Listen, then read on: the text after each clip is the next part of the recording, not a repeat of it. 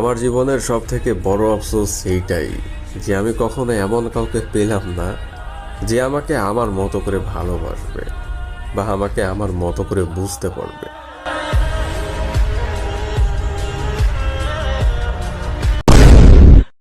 আমার জীবনের সবথেকে বড় আফসোস এইটাই যে আমি কখনো এমন কাউকে পেলাম না যে আমাকে আমার মতো করে ভালোবাসবে বা আমাকে আমার মতো করে বুঝতে পারবে।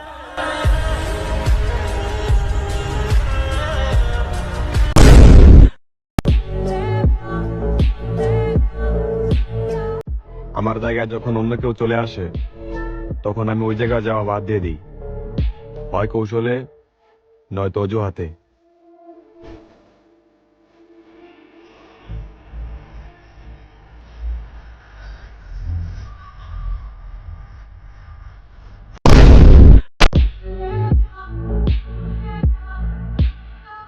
আমার জায়গায় যখন অন্য কেউ চলে আসে তখন আমি ওই জায়গায় যাওয়া বাদ দিয়ে দিই, হয় কৌশলে নয়তো অজুহাতে।